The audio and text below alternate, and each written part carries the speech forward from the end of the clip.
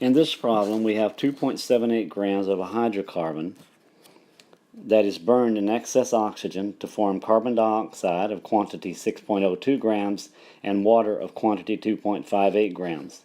We are told that the molar mass of the hydrocarbon lies between 100 and 150 grams per mole. We worked this problem much as we did the one before, except now we know the range of the molar mass and can go from the empirical formula to the molecular formula. We have 6.32 grams of carbon. This product forms because this product reacted. So the conservation of mass tells us we must have the same amount of mass on both sides of the equation. We must have the same amount of carbon mass on both sides of the equation.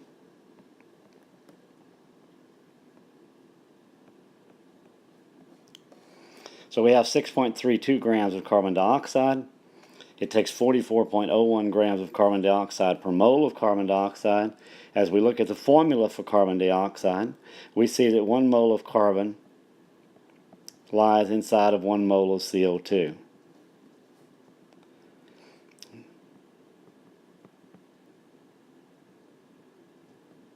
Multiply by 12.01 grams per mole, and we get 1.783 grams of carbon.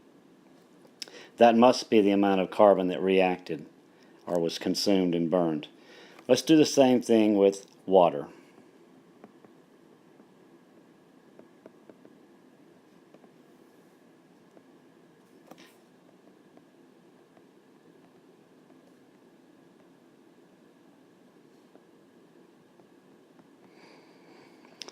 Now when we look at water, there are actually 2 moles of hydrogen for every mole of water.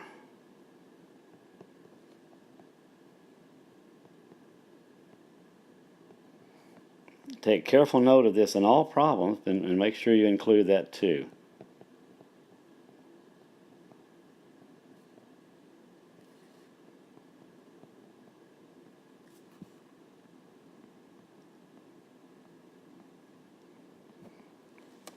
We know how much carbon we have.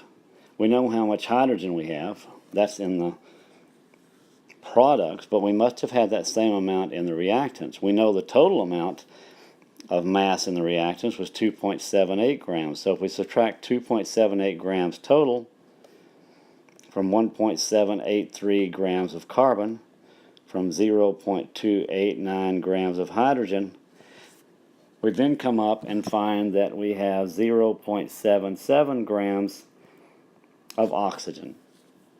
Now we have to convert those to find what the molar mass, the empirical formula would be, and then the molar mass.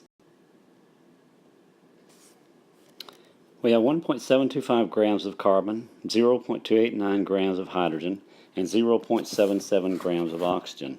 It's generally good to carry one significant digit more than you actually will need in the answer. Now we need to know what the formula looks like when we have carbon, hydrogen, and oxygen together. But these quantities are grams and we need them in moles. So if we divide that by 12.01 grams per mole, divide hydrogen by 1.008 grams per mole, and divide oxygen by 16 grams per mole, then we come up with a ratio of molar masses of 3, 6, and 1. So we would say our empirical formula is C3H6O1. But if we look at the molar mass of this, we see that the molar mass of this is only 54. And we were told that our molar mass lies between 100 and 150. So our next higher up is to multiply this by an integer in which we would have C6H12O2.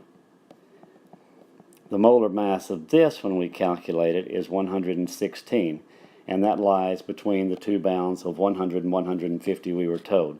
So we get this as the answer to the problem as being this, the empirical formula, this, the molecular formula.